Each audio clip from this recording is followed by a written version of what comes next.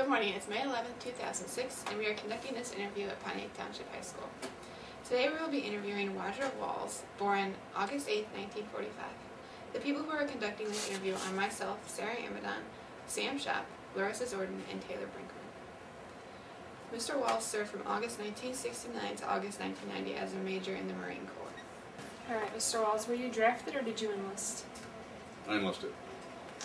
Actually, it's a combination. I knew that I would be drafted, and I did receive my draft notice, but I contacted the local draft board and I asked them if I had any choice about what service or what length of time in the service, and they said they had no problem with that as long as I had a contract before I was to report to the train station, and I did. So I enlisted in the Marine Corps. Okay. Why did you choose the Marines as a branch? I think it was because of the people that I had known through college at Illinois State.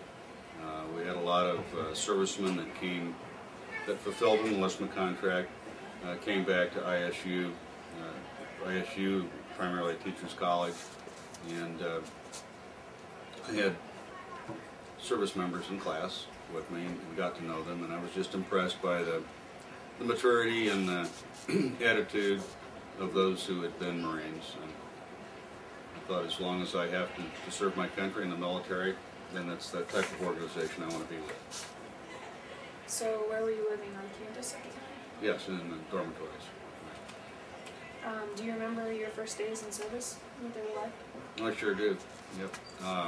That was, to me, a pleasant and challenging experience, and it was. I'd love to go through that again for a while. It was very interesting, very challenging, and I enjoyed it. Do you remember anything specific about boot camp or training? That it was both mentally and physically challenging, and it pushed you, especially physically, past limits that you thought that you could endure. For running, doing all types of physical events, stress from purposeful sleep deprivation, just so that you could prove to yourself that you could function and work during those times, because those were things that you may have to face in combat, and that was very, very challenging. How did you get through it? Number one, I had a goal. I wanted to complete it, and number two, I wanted to do the best I could. So it wasn't, although it was a challenge, it wasn't impossible. Do you remember any of your instructors? Surely.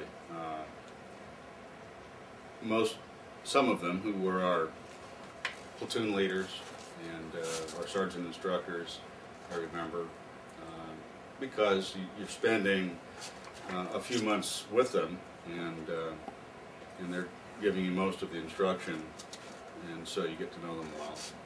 I think that I remember, the ones that I remember particularly are the ones that were most professional, and that in anything, just like in school, you have teachers that stand out and you'll always remember, and you will always respect them.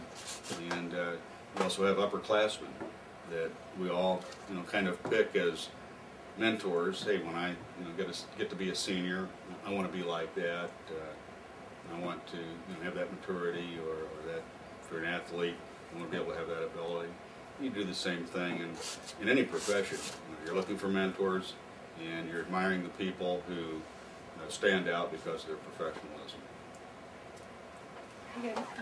Which wars did you serve in? Well, one called the Cold War. Nobody